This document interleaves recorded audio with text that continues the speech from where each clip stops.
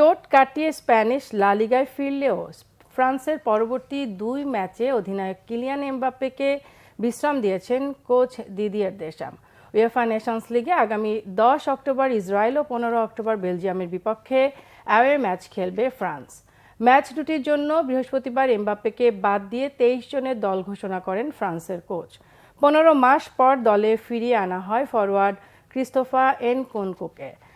গত ২৪ সেপ্টেম্বর লা লিগায় অ্যালাভেসের বিপক্ষে ম্যাচে বাম পায়ের উরুর পেশিতে চোট পান এমবাপ্পে।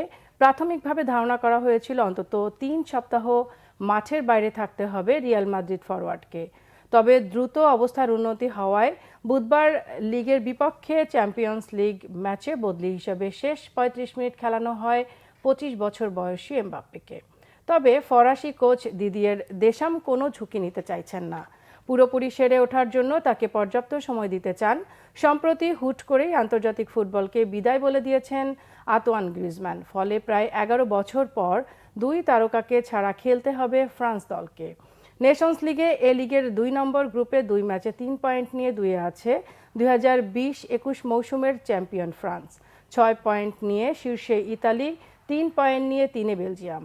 এখন পয়েন্ট পায়নি ইসরায়েল।